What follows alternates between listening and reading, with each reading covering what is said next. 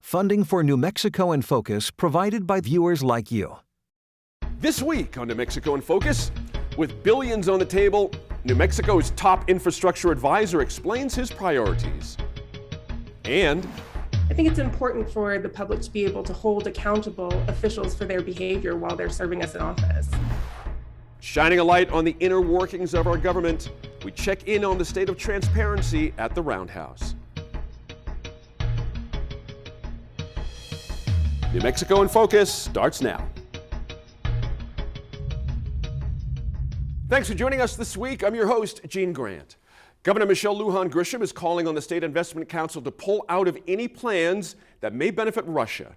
The governor sent a letter last week citing the country's invasion of Ukraine. According to the governor's office, nearly $8 million is invested in Russian stocks and bonds. At the bottom of the hour, we'll explore how this plan fits with sanctions from the president and how another proposal from the governor could help soften the impact of rising gas prices.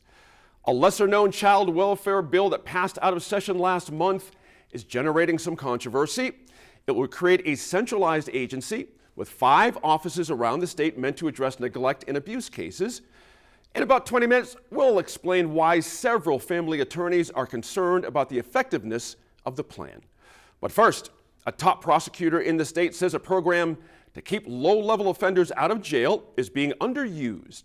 The state's criminal diversion program is meant to remove nonviolent offenders from the criminal justice system, instead shifting them towards mental health, drug treatment, and housing services. Let's get to the line. Welcome this week to our 3 Line Opinion panelists. Hello to Michael Bird, former president of the American Public Health Association. It's good to see attorney and legal and public safety analyst Ed Perez back with us.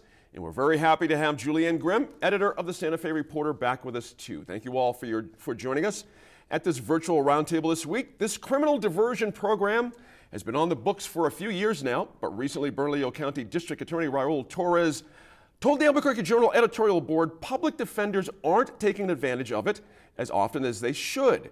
Now, Julianne, this program started in Santa Fe about 7 years ago, and your paper, Santa Fe Reporter, recently put out a deep dive on how it started and why participants are dwindling. Can you first explain how the problem, worked early on in Santa Fe and exactly how things started to go wrong? Well, I'm not sure that we have a complete picture on why things went the way they did, but I can tell you that this program was highly touted when it started off, and you often hear the drumbeat, and I don't think there's a lot of disagreement that it's important for people who are suffering from addiction and mental health problems to see treatment rather than incarceration, to see opportunities for rehabilitation versus punishment. And that where I really think the rubber hits the road is that the prosecutors, the police department, and the public defenders aren't always all moving in the same direction at once. And so the situation in Santa Fe was that there was a very dedicated police captain who worked on the program and developing and training and making sure the network with the local district attorneys was very strong. And when that person retired and left the department, there really wasn't a strong advocate to pick up the torch and carry it. So that's the explanation that Ted Alcorn got when he did a report for our newspaper a few months back on this. And really, we got turned on to this story because Ted was writing for the Washington Post about Judge Jason Lydiard and his work in the first district to employ drug court as a way to help this same group of people from being caught in the incarceration criminalization loop and really get some help for the root causes of their issues. Then I think if you want to transition to what's happening in Albuquerque and what the criticism has been, you're seeing in Albuquerque a great increase in the number of people for whom these programs might be available. You're seeing the prosecutors much more frequently offer this to the public defenders and their clients as a way of settling criminal cases that have been raised. But what Raul Torres is complaining about is that not enough of the defendants are saying, yes, I want to be involved in this pre-prosecution diversion program. Yes, I want treatment. Yes, I want to do something different. And so one of the big problems that the defenders say is that initially, and still in some types of cases, to be involved in that program requires a guilty plea. Right. And everyone knows that you don't want a guilty plea. You don't want a record if you can avoid it. Right. You don't want to be, you just don't have to deal with that. So that's one of the big problems going on. And I think that, you've got the head of the public defender's office, Bennett Bauer, saying these things take time. This is the step in the right direction, that the prosecutors are offering this to this many people, and has also said that Raul Torres is politicizing this. And I don't think that's misdirected. Raul is running for a statewide office. He wants to be attorney general. Anything he does is going to face that scrutiny. Interesting points there. Michael, public defenders like District Attorney Torres says, or who's to blame here? Where public defenders seem to be getting blamed here in some bizarre way. Is this appropriate? Well, I guess what rises to and catches my attention is why was there a conversation with the editorial board? I mean, what was the purpose of that? What purpose was served by bringing it to the editorial board? Interesting. Would it not have been better, if you really want to address the issue, to in fact have a conversation with all parties involved, public defenders? There's merit in this approach, but I guess what my takeaway, and I'm certainly not involved in any of this, but my takeaway is that if you really want to, if you're really there to serve the public and promote the common good for all people, all citizens, even those who've been accused of, whatever criminal act, is that, and if they're coming. And if it's not, they're nonviolent charges. That's right. It would seem to me that for a number of reasons, given what's going on in Albuquerque, that you would try and remedy it with the most effective, efficient manner. And it seems like that's what it is, this diversion program. It's like, who, I guess the first question I'd ask everybody who's involved in this is, who are you serving? Who do you serve? Yeah, that's a good question there. That's actually a very good question. And are you in fact engaging in conversation activity that moves this forward? If we're committed to something, as Santa Fe had been in that manner, it was effective. It did appear to address the issue. But you have to have everybody on the same team. You have to have people committed to something bigger than themselves or their department or their particular program. And until you have that kind of a conversation, I don't think it's gonna change. Good points there. Ed, I want to go back to something Julianne mentioned about the having to admit guilt in order to participate in the program. What's your opinion of that? Is that just a stopper right there? What's going on with that?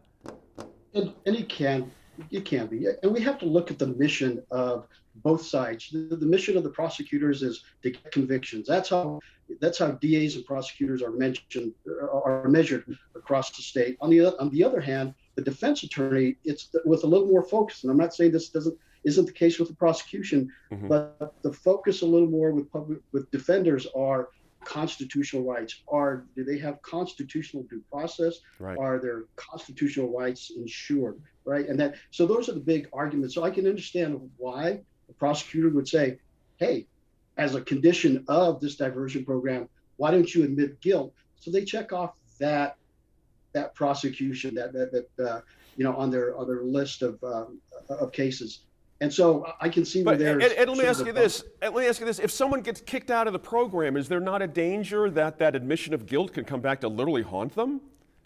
And Gene, you're absolutely right. You're absolutely right. By admitting guilt up front, it avoids the complete due process from taking place to further examine other issues associated with the charge and the crime itself. And so I can see the defense attorneys are slow to move in that direction. I think ultimately, this is clearly a public safety issue, and the cost of incarceration. The end game, unfortunately, in some cases, is incarceration. When we incarcerate, we fail as a society. There are components before that: prevention, intervention, and treatment. Right. And if we're successful with prevention, intervention, or treatment, we avoid the incarceration piece. Some studies out there show that incarceration will cost taxpayers $100,000 or more a year. So if we can avoid that step through treatment, why not? And I think so. This is the diversion programs have been around for some time, and it's just important that both the defense side and the prosecution side continue to work together in the best interest of the community and public safety. Julianne, I got to ask, the reporting in your paper was really interesting. Early on, people who were diverted into the program racked up fewer arrests in the following 6 months compared to a control group, which is pretty interesting. And it also, Ed mentions money, it also saved about $1,500 per client per year relative to their normal burden on, the justice system and the healthcare. It seems like a no-brainer to use this program as much as possible. So it has the support of the Mayor Weber. Is there something on the brink here to make this sort of bust out and be much more effective? I think the focus of the Weber administration really shifted with the launch of the alternative policing unit, and I might not have that name exactly correct. The concept is sending social service providers medical attention when there are calls for service from folks who may not really need a cop. And so, of course, this decreases the interaction between people who maybe are just having behavioral health issues or having, they're on something that's making them act out of the law, but they don't really need a police officer. I'm not sure I'm articulating that super well, but this alternative unit is the thing that the Weber administration has focused on more. And we really haven't heard a lot from them. There was really no response to the story that we did that said, hey, we're not using our diversion program. What's up with that? We really didn't get a lot of traction on that. I'm really glad that we have an opportunity to talk about it on here. I just want to circle back to one idea about the guilty plea, and that's like back to the foundation of the justice system, which is that there are definitely people who are not guilty of the crimes they're accused of, but who do need substance and behavioral health services. And so we're really cutting them out if we're, forcing the guilty plea. We're putting them in a situation that's not going to lead to them participating willingly in treatment. That's an excellent last note. Thank you for that. Thank you for that discussion as well. We'll be back with more analysis from the line in less than 15 minutes, talking about a new bill meant to address child abuse and neglect and why it's causing some concern among child welfare advocates. $3.7 billion. That's how much money New Mexico is receiving from the Bipartisan Infrastructure Investment and Jobs Act. It's a lot of money, but our state has a lot of infrastructure needs that need prompt attention. That's where former Albuquerque Mayor Martin Chavez comes in. As the governor's infrastructure advisor, Mr. Chavez will give spending recommendations, and as he tells correspondent Gwyneth Doland, he wants the public involved every step of the way. Senior Infrastructure Advisor Martin Chavez, thank you so much for being with us today. Well, certainly, and it's senior because I'm now old. Nonsense. It's all expertise. President Biden signed back in November the $1 trillion bipartisan infrastructure bill, and then Governor Michelle Lujan Grisham appointed you to be in charge of spending some of this money. She said her top 3 priorities would be broadband, transportation, and water systems. And you are mostly over the sort of roads and bridges stuff, but also overseeing a little bit of the broadband and water stuff. It's been a few months. Are there specifics coming into focus in terms of what we're doing with this money? Things that are getting the green light, looking like they're about to happen? There are 2 pots of money. The ARPA monies, American Rescue Plan Act, which we received $1.1 billion. We had a little hiccup along the way. The Supreme Court ruled that the legislature had to appropriate, so the governor had a special session They appropriated about half of it, and then they completed the rest of it 2 weeks ago in the regular session. That's very broad money, but it's divvied up about a whole lot into broadband. At the end of the day, it's going to be about $1 billion in broadband between the two buckets of money. A lot of work on roads, a lot of water system work, and then also part of my portfolio is energy transition, as we start to move to a lower carbon footprint. And then part of that includes building resilience, sealing envelopes and things of that nature, so you can capture the heat and not release it into the atmosphere. New Mexico has something like 200 bridges and almost 4,000 miles of highway that are in poor condition. This is something that we gripe about every day. People at home are thinking, which of these roads is getting fixed? Is it the crummy bridge that I have to drive over every day? How can people find out what's getting approved? Well, very shortly, we will have a dashboard. We've been working on it for 2 months now, team of developers. It's going to be, you'll be able to track the federal dollars from their source in Washington down to when they got appropriated by the legislature, and then to what departments it goes to, and then what programs the department's going to put them into. And let's take streets, for example. Let's say they decided to do Pinon Hills in Farmington. That's a long-awaited project, and that was funded. What's the process for letting the contract, who gets the contract, what their timelines are. You'll be able to track and see, is it on track? So it's a tremendous tool for policymakers, but also it's a transparency tool for the public. This is exactly where your money's being spent. And as you know, what most people really don't understand governmental finance. Half the people in government don't understand governmental finance. But it's complicated, and it's not a matter of just saying the president signing a bill and all of a sudden, oop, there's the money right there. Because it is the public's money, and there are accountability issues. Do we know what that website is yet? Well, it will be initially it's going to be part of the Department of Finance Administration. We want to migrate it over to the governor's office because that's an easier place for the public to go. I've been working on the backroom development, and we're excited about it. All right. Dams. The U.S. Army Corps of Engineers says close to half of the state's 500 dams are in rough shape, and a third of them could fail, putting lives in danger downstream. You've said the priority is for shovel-ready projects. How many dam projects are shovel-ready? I can't tell you exactly how many, except that they're prioritized based on safety. And I can also tell you this, unfortunately, for all the money that's coming into New Mexico, it's not going to be enough. It just isn't going to be enough, but it's more than we've ever had before. And so spending it wisely, effectively is really a number one priority for the governor and everybody on her team. But we have a dam that nearly failed down in Doña Ana County. That's funded now. And they're already starting to work at where you find the contractors, which is going to be another issue in getting this money out the door, and that's capacity, because there aren't enough contractors. We're almost at full employment in New Mexico. And when you add $3.7 billion worth of spending, where are the electricians and the plumbers and the engineers? Well, everybody who's trying to redo a bathroom right now feels the state's pain. There you go. I'm working on adding one right now. Unfortunately, I can't spend any of this money on it. Good. We'll follow up on that. Yeah, really. Big picture timeline here. How long is it going to take to get this money in our bank account and get it back out? It will take between 1 month and 5 years, depending on the program. The ARPA monies are pretty much ready to go. You'll start to see unveiling of EV chargers, electric vehicle chargers. The president was very committed to make sure you could drive from one end of the country to the other with electrical vehicles. Right now in New Mexico, you can go pretty well east to west. North to south is a problem. You may have to stop overnight and charge for 8 hours to get there. And so they'll be deployed initially along the interstates, what are also designated as green fuel corridors. I-10 down south, and then we'll start branching out.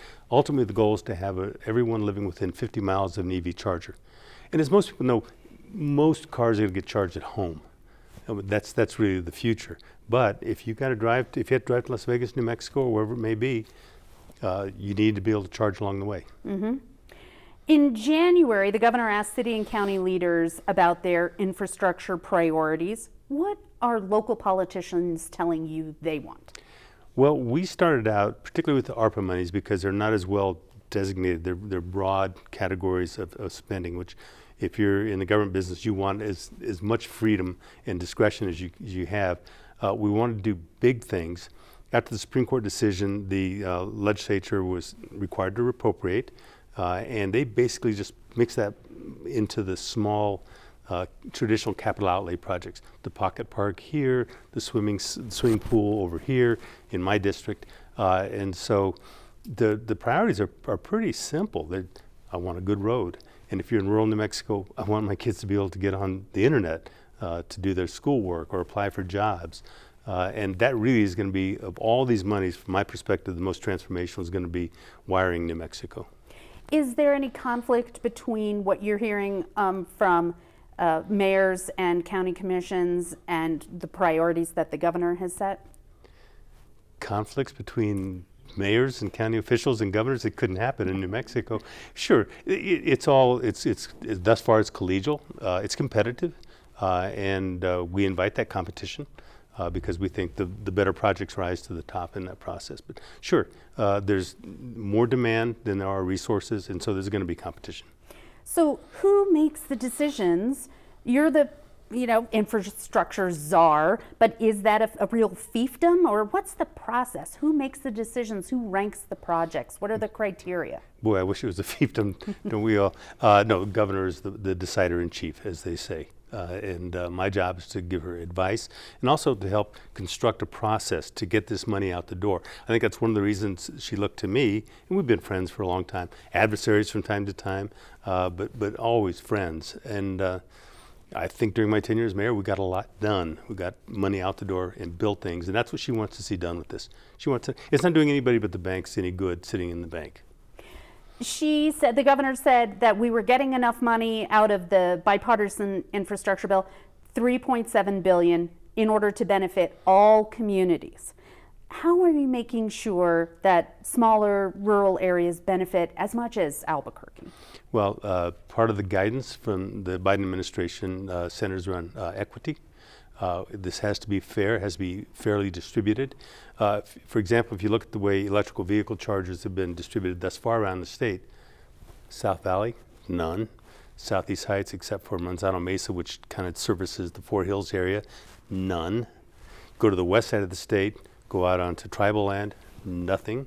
That's not equitable. And that's where you're going to find my presence very heavily. We're going to make sure that it benefits all New Mexicans. And that's one of the things the governor is very committed to. She used a lot of her ARPA monies this past session for housing, particularly for affordable housing and assistance for people on their money down to buy their housing. So this is going where it's needed. You're a Democrat. The governor's True. a Democrat. True. You've individually got a lot of power here.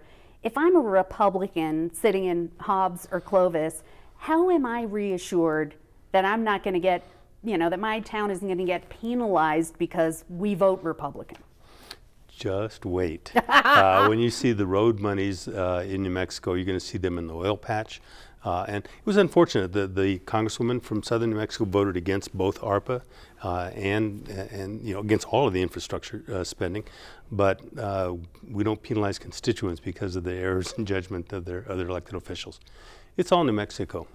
And we're going to be able to check up on that in the website that's coming online soon, where we'll be able to track all of these projects. Is that right? Exactly, and it will take time. I mean, the legislature just made decisions 2 weeks ago. That money has to be budgeted, it needs to be accounted for. Then you need to let contracts, and you stumble on all these issues of capacity we talked about. So it will take time. And some of the federal monies under the BIL, the Bipartisan Infrastructure Law, are programmed to take 5 years. The money is spread over a 5-year period. So when people go online, they'll see the beginnings of it, but as it develops, it'll become much more texturized, if you will. So if I'm out there in Vanderwagen or Mora and I'm like, hey, we really need this flood project or this dam or whatever, how do I say, hey, please pay attention to my project? How do I get that to you? Well, they can contact me through the governor's office. We always recommend that people contact the governor directly. She wants to hear from New Mexicans. And now that we seem to be exiting this pandemic, she really likes to get out around the state, and she's already traveling. So hit her up directly. Go to reception and say, hey, Governor, what about this? And then also to the legislators. We work as best as could be worked with the legislature in this last session. It's really difficult when the building's closed off, everyone's masked, and you have all these protocols. It is what it is, but we're starting to go beyond that, and so start talking. There's a reason the squeaky wheel gets the oil. It needs it. Well, all right, we'll put some contact information up on the website and encourage people to reach out. Thank you so much for being with us today. Sure, it's going to be fun. Governor Michelle Lujan Grisham is considering a bill passed through the legislature last month that would change the way the state addresses child abuse and neglect cases. According to reporting from Searchlight, New Mexico, the bill would create the Office of Family Representation and Advocacy. That would be a centralized agency with 5 locations around the state, each staffed with attorneys, social workers, and other staff to handle these cases. Now, the controversy is rooted in a belief from some child advocacy attorneys who say this will cost a lot of money without resolving the core problems in our state's approach to child welfare, specifically the quality of representation for children. Now, with that said, is this bill, Michael Byrd, a step in the right direction, or are we kind of putting the cart before the horse here? I guess this is, for New Mexico, welcome to New Mexico, this is one of those long-standing issues that goes back, unfortunately, far too long. And of course, the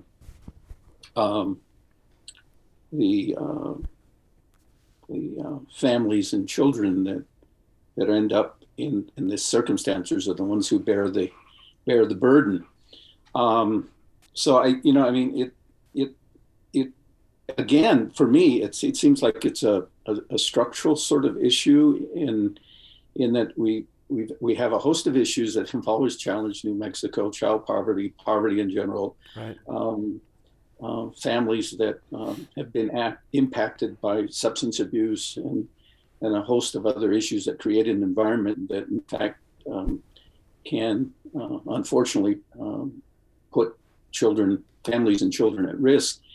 And there have been, it seems to me, a number of iterations on solutions to addressing this issue. I guess the takeaway I have is that you have advocates who've been engaged in this area of activity for quite some time, and if in fact if there's a significant number of them, or some of them are raising issues and concerns, I guess I'd have to just kind of wonder, well, was there not an opportunity to engage people in a conversation and have some discourse on in effect, is this the best way to address this issue? Right. And if that conversation took place, people were engaged, all those people with a vested interest in this and history in it were engaged, and this was what was proposed, well, then maybe there's something worth pursuing. If not, then it would seem to me a conversation, if you're going to address an issue this critical and of this significance on the state, that there needs to really be greater conversations. And I'm not in government, so somebody can say, well, he doesn't know what he's talking about. Sure. But if there's a problem, you sit down and you pull people together and you try and draw up the best solution to addressing it.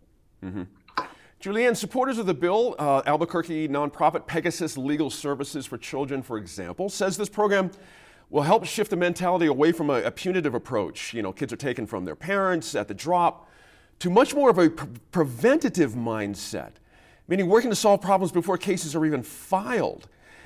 Is that how we should be approaching these situations? I mean, it seems logical.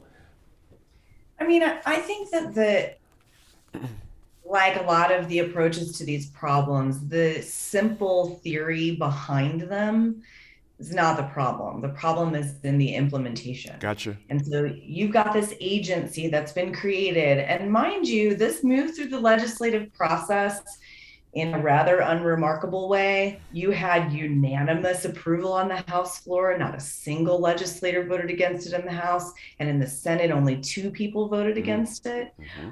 So that's an interesting note, I think. But really what you've got here is a system that was envisioned to perform similarly to the law office of the public defender, to be an independent agency full of lawyers who would advocate for children and advocate for parents and serve as their attorneys in court. But what happened as this went through the process is that it became another bureaucratic adjunct under the executive branch. Right. And so I think that's sort of level one of what might be a problem. Go ahead and explain that just a little bit more. And that's the nut of this, isn't it? There's a lot of, how this is being implemented. Expand on that a little bit, the difference between how it should have come legislatively, according to some people, and versus how it actually did happen. Well, just that the law office of the public defender is an independent agency. The head of that office is not really beholden to, does not attend cabinet meetings, is not part of the political agenda. Also not part of the judiciary, not under the, the judge is not the boss of the public defender. In this case, you're really creating a state agency. The governor is the boss. Right. And there's another problem with lawyers. The law office of the public defender can't handle all the necessary child abuse and neglect cases with specialty because there aren't enough lawyers. And I love what a opinion letter writer in the Albuquerque Journal said about this, which was creating this office will not magically create new, different, and better attorneys. And in New Mexico, we have problems with attorneys not wanting to serve in public offices, not qualified, experienced attorneys, and not in rural areas, of which we have many. Ed, the governor just approved some pay raises for a big chunk of public employees, that's for sure, to kind of address this.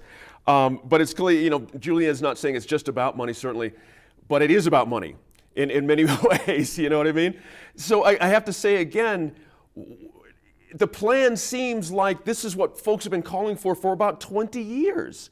When you really think about it, to have a separate unit here and really get closer to the problem on the ground here. I'm interested in your sense on that angle. In my private practice, I work with a lot of GALs, and I deal with cases involving abused and neglected children from time to time. And I look at this oversight agency. And on the surface, it sounds great. We all want greater oversight. We all want a better system. But what we're throwing into this is another bureaucracy. Was there a way to accomplish the same mission, the same goals, the same objectives by improving the current system versus creating funding for a whole new agency? Will it work? Well, that's difficult to say. There are proponents, but there are opponents. And some of the opponents that I've spoken to are a little bit concerned that they didn't have the level of input. They really weren't able to convey to the committee who was reviewing this bill of potential unintended consequences that might impact their ultimate mission. I mean, there's some conflict of interest issues, and some other things that might take place. So the bill's in place. It's law. It's been signed. So at this point, it's a wait and see. And maybe there's a way to tweak it down the road to ensure that we are accomplishing what the bill is intended to do. Ed, I wonder your opinion also. I got one from Michael as well, but your opinion about the lawyer turnover that Julianne mentioned. Does this help solve that in your view, having these field offices and all that kind of a thing? If convenience is a reason why attorneys pursue a position at any given place, then convenience, might come into play. Yeah. That level of the number of attorneys that seek positions for convenience, well, that's hard to say. Ultimately, this type of lawyering, if you will, is very difficult. Yep. It's highly emotional. It's a very difficult field in which to operate, and I would venture to say that most of the turnover is the result of the high pressure and maybe low pay. Sometimes pay may be a motivator, and some people may say, okay, I'm willing to put up with what I have to in order to be an effective attorney in these types of cases if I make a little money. So and then that too remains to be seen. That's a good point. Hey, Mike, I just got 20 seconds here, if I can. Oh, go ahead, Julianne. My fault. I see you there. I was just going to say, when you framed the question earlier and you talked about prevention Sure. versus punishment, I think you left out the word that really gets used a lot, which is unification. And that's the push that you see in New Mexico that I think is also not without flaw. As a journalist, I've covered lots of cases where reunification allowed parents an opportunity to hurt their children again. Yep. And so I think sort of painting that broad brush that unification is the same thing as prevention is a little dangerous also. Just wanted to raise that. Good point there. Mike, if you have a last word on that, we'll take it. My fault there. Didn't mean to skip over you. Hey, by the way, public defenders are not getting any money this time around. Should they have gotten some? Is this part of the problem here? Yeah, I would think so. You know, the other thing is, I think that how are we evaluating? Is there a mechanism for evaluating this model, this approach, so that we in fact know is it improving things? Are things better or worse? Or, you know, how does it stand? And without some sort of evaluation in there, you really don't know. Yeah. That's a good point there. Thanks again for your thoughts on that issue. We'll return to the line in one final time in less than 15 minutes.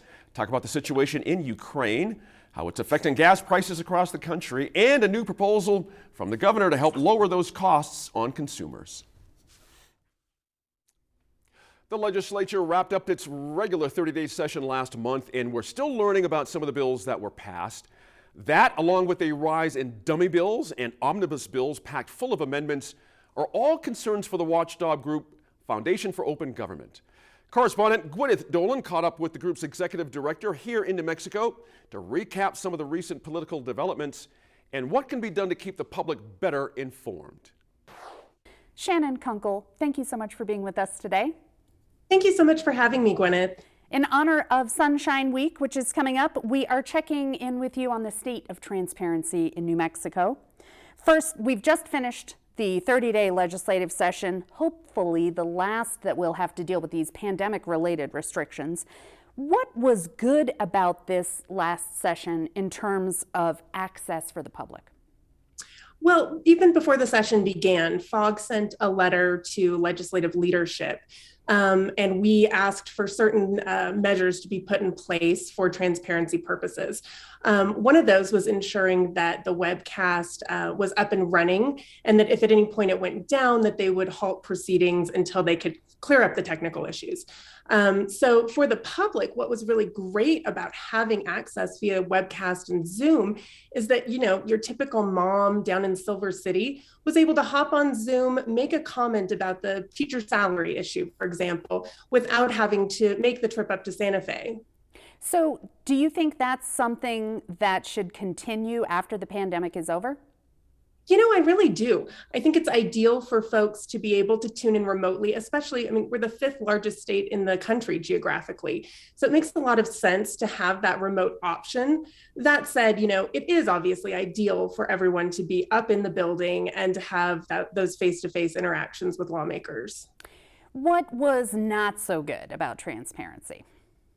You know, one thing, for example, with the Zoom that we had requested was that lawmakers be on camera during the hearings, and that was not always the case. So it was hard to know who was really tuned in and paying attention to the committee hearings. Another thing that was difficult was that there was one committee, the Senate Committees Committee, which determines the germaneness of bills in a 30-day session. Essentially, they get to decide whether the bill gets heard or not. Exactly. So in a 30-day budget session, only things that are on the governor's call are ruled to be heard other than budget matters. And so basically this committee decided whether bills moved forward or they died that day. And those proceedings were not webcast.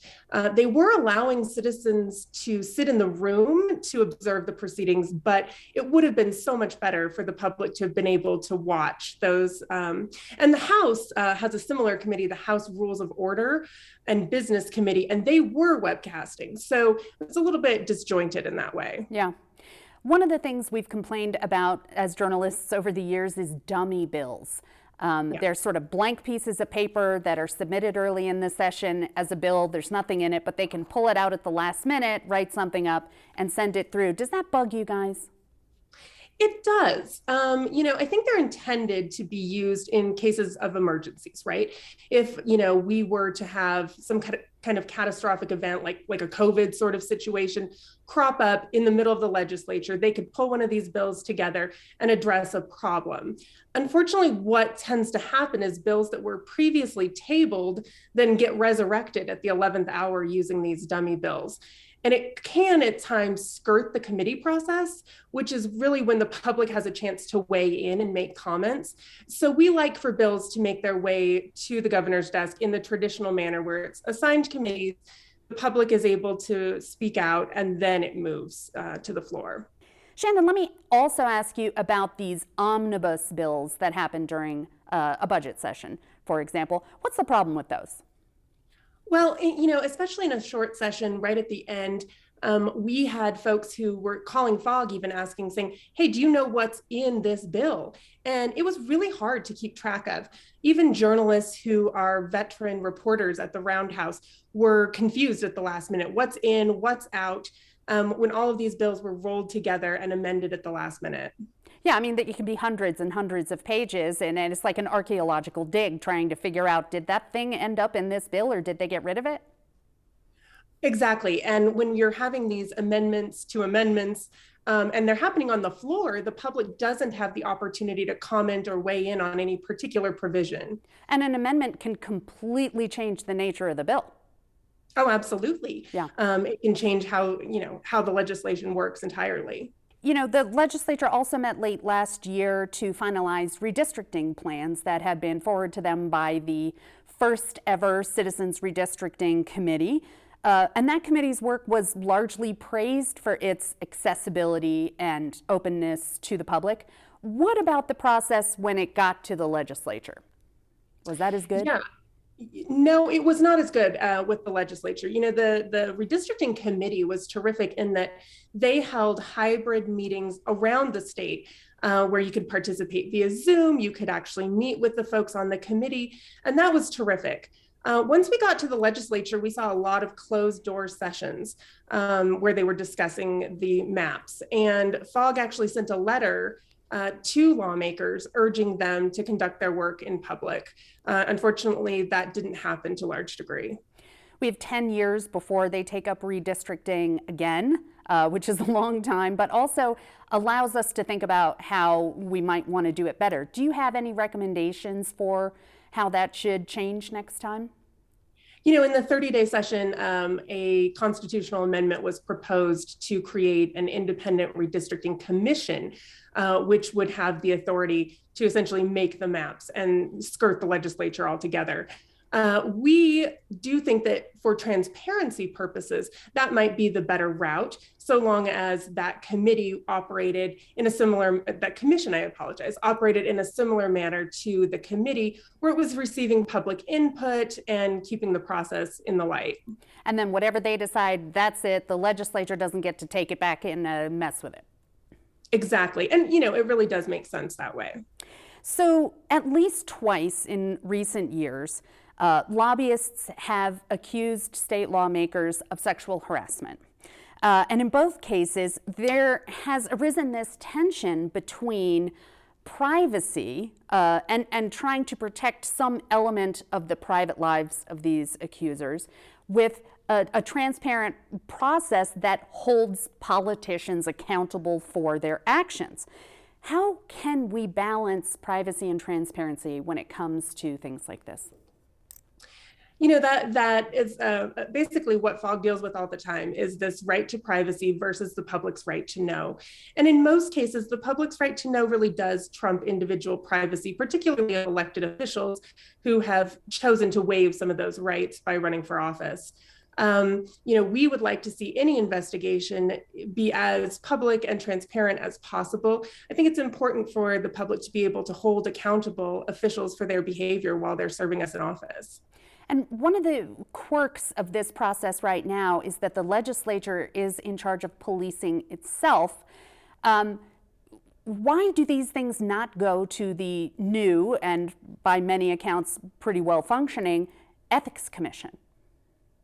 I think ideally they should. I think that that's something that the Ethics Commission we could have legislation passed that would refer these types of complaints to the Independent Ethics Commission, which, FOG fought pretty hard to ensure that their process at the State Ethics Commission is one that's very transparent. And that was something FOG worked hard to ensure. Yeah. Mm-hmm. On the local level, city councils, county commissions, they've had a lot of time to adapt to pandemic restrictions, keeping their meetings open by going online in many of the same ways that the legislature did. Technology helps. But what about people who are trying to get information from government agencies through our state FOIA process, which is called IPRA here? How well are we doing right now on making sure that citizens have access to the records of their own government? Gwyneth, that has been a real problem throughout the pandemic. And we at FOG operate a hotline where citizens, journalists, and others can call if they're having problems receiving records from government bodies. And that hotline has been ringing off the hook since the beginning of the year. They're citing many of these different cities and agencies, cabinet departments are citing staffing shortages. We know that there's an employment crisis in the country, and government is seeing that as well. And so many of them are saying, hey, we don't have the staff to pull together these records that citizens are requesting. And quite frankly, that's just not an excuse that we can accept. It's an essential function of government under the law. It's like keeping the lights on and keeping the water flowing. Exactly. And, even within the state attorney general's office, which is charged with compliance, they're having staffing shortages. So when citizens submit a complaint to the AG's office, oftentimes there's really considerable delays in that process as well. So there's really no recourse for citizens right now other than filing lawsuits. And that's expensive, though. You're working on a solution to that, aren't you? We are. So, even newsrooms have trouble sometimes filing these types of lawsuits because of shrinking budgets, and they might not have an attorney available. Certainly, the public might not be able to hire an attorney just to get a government record. So FOG has launched a campaign last year to hire what we're dubbing our state sunshine attorney. And this attorney would be available for citizens, journalists, business folks, when they're having problems getting records.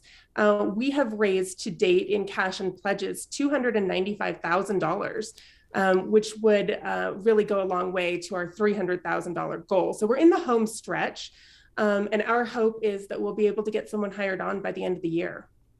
And that means if I am trying to, get some information from the city council about whether or not they're going to put a roundabout near my house, and they won't give it to me and they won't give it to me, I can call you guys and say, hey, what can I do here? And that staff attorney could help me.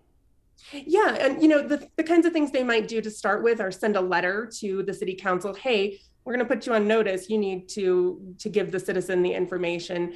Or, it could go so far as a lawsuit in district court. And those letters from lawyers actually really work because people get scared that they are really going to get sued. And it does kind of give them a kick in the pants, doesn't it? Absolutely. Even when I, who am not a lawyer, send a letter on behalf of FOG, it really can get the attention of these agencies. All right. Well, Sunshine Week is coming up, and we will all be looking for more transparency in government in New Mexico. Thank you so much, Shannon, for being with us. Absolutely. Thank you so much for having me, Gwyneth. Let's welcome back our Line Opinion panelists one final time this week. Governor Michelle Lujan Grisham last week called on the State Investment Council to immediately evaluate the state's portfolio and divest all state resources to anything tied to the Russian government. The governor's office estimates that's just about $8 million. Is this a common sense move for us, considering the atrocities, of course, Ed, we're seeing in Russia right now, Russia carry out in Ukraine right now? Everybody has an urge to do something. I'm interested in your opinion on the governor's move here. Gene, you're absolutely right. I think we all agree that there's such atrocities happening to the citizens of Ukraine, and it's a very sad situation. Mm-hmm. The move to divest investments from Russia, you always maybe have to step back. We all want to do something. We all feel that, what can we do to hopefully make a difference. But when we talk about economics, I think sometimes we have to take a look at what we may be creating through some of our decisions, and where do you draw the line? Where's the line in the sand? For example, there are countries across the world who have very poor human rights records. I mean, there's China who just full of these human rights issues. And at what point do you say we are no longer going to do business with bad players out there? Where is that line? And yet there's also the issue, of economic diplomacy. But, maybe we need to take a look at what that can cause. I know we're trying to get President Putin's attention, but what sort of impact is that having on the citizens and the innocent citizens in Russia? And I know that statement may be, somewhat controversial. We are trying to get through Putin through his citizens, but are we creating some other issues there that we haven't thought about? Again, we all want to do something, and I think we all are trying to do something, but maybe just think about, what impact some of our decisions have on other people, and what other ill effects we can have on other innocent people. And it's just something to look at and something to think about when making some of these decisions. Yeah, interesting. Julianne, we just heard from the executive director of the Foundation for Open Government. If I had to bet, most people had no idea our state had $8 million tied up in Russia, or that the State Investment Council manages about $36 billion overall. I know you know this, but should information and motivations behind these investments be more available to the public? I don't think it could hurt. You're probably not going to catch me saying we should keep more things secret from the public. Right. I do think that it's a question of awareness, and it's also a question of the understanding of the timeline. The Santa Fe Reporter has covered divestment efforts on a number of fronts, particularly with the New Mexico Educational Retirement Board. Yes. You had teachers who were saying, we don't want our retirement money invested in private prisons, for example.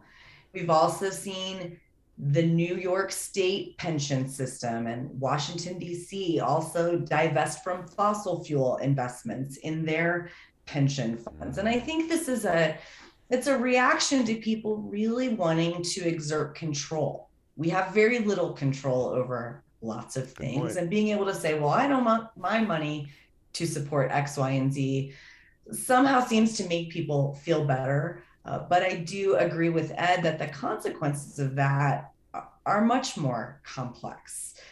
We've got, in the last couple of days, a lot of corporations across the globe are saying, we're not going to provide services or sell products to Russia. You have a push to change entertainment schedules for fine arts performers from the country. You have, in Santa Fe here, we had a local business that pulled the Russian vodka from the shelves, but then when we wanted to write a story about it, they didn't want to get tied up in the politics and go on the record. We had a gallery on Canyon Road called the Russian Gallery, which is now no longer called that. Oh boy. So this idea of how cancel culture and real economic sanctions and real global security issues all interplay. I think none of us are the foreign policy experts that we would like to be on social media. Michael, as you know, President Biden officially called for the banning the import of Russian oil. We've got some pretty high gas prices going on, and the president says paying more at the pump, quote, it's the cost of freedom. Defending freedom is going to cost, is the exact quote.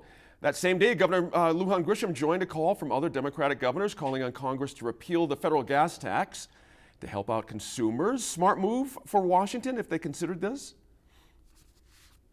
Well, I guess what I'd have to say is that it's the first, in terms of the Congress and the president, it's the first time that I think everybody's gotten behind something in recent history, considering the Democrats and Republicans are coming together kumbaya on this one. One can only hope that it would carry over to some of the legislation that's already pending, where they have failed to act. And I think that, there's a short-term picture and there's a longer-term picture, and clearly people with greater expertise in economics and people maybe who have their own trust funds. I don't happen to be a trust fund baby, so I've got much less to worry about. But it just is. The other thing is, compared to the rest of the world in terms of our access to gas and transportation, in terms of personal vehicles, Maybe, I mean, there are clearly a whole host of people that are impacted in different ways. But one of the things, I mean, you have to look at what people drive. I mean, if somebody's driving this huge truck and they can afford it, and the insurance and everything else that goes with it, well, maybe they can afford the gas to put in it, because vehicles if you want to look at things, what does it take to create a huge vehicle versus a smaller vehicle? What does it take to keep that, maintain that, and versus a smaller vehicle or electric cars now? I mean, there's so many ways you can look at this picture, but if somebody wants to drive a big truck, well, great. But the downside is you got a big truck, it uses a lot of gas, and some of them need that for work. But a lot of people drive these things just because they like driving something that's huge. Well, that's part of it. Julianne, we're under a minute here, but I'm just curious how this situation might fit under the governor's hydrogen plans. Is there something here that might either upset those plans or goose those plans along? No, I don't know that I really have a great answer for that. But I do want to piggyback what Michael said, that there are other ways to express your distaste for high gas prices, and there are other ways to make choices about transportation and how you get from point A to B. And so maybe Bike to Work for Ukraine will be a slogan that catches on this summer. Interesting. Well, how about a horse? Oh, the horse. I'm with the horse. I'm with Michael there. Thanks again to our line panel, as always. Hey, this week. Sure, please, Ed, go ahead. Yeah. Just one final thought. Yeah. This may present an opportunity. And so we need to think about this situation as an opportunity to address some of the things that our community and society has been concerned about. That's right. Thank you for getting that in. That's actually very good words there. Hey, be sure to let us know what you think about any of the topics our line folks covered on our Facebook, Twitter, or Instagram pages. Watching the interview Gwyneth Dolan offered tonight with Mayor Chavez, I was left rubbing my hands together at the idea we have nearly $4 billion at our disposal to stitch up our infrastructure. $3.7 billion for our roads, bridges, water pipes, sewage systems, rainwater management, never mind internet connectivity. There's a lot that's covered under the idea of infrastructure, and Mayor Chavez is right on the times to ask for public input first. But that's where it gets potentially messy. Namely, some long-held habits are going to have to change as well. It'll be interesting to note during this process who exactly gets their public voice out there. Will it be truly regular New Mexicans, or will it yet again be our regular army of quote-unquote professional citizens, the ones lucky enough to participate in weekday sessions, much like our legislature? Now, one of our habits is only reaching down but so deep for public input, and we have a chance to do better here. We've become used to seeing less than a half dozen people speak in committee hearings and thinking we've taken some kind of deep dive, but this is infrastructure, not some vague policy point. Now, Mayor Chavez has a real opportunity here. If he and we get this right and we spend this money efficiently without overt politics and favoritism, it just might be something we can be proud of. Thanks again for joining us and for staying informed and engaged. We'll see you again next week in Focus.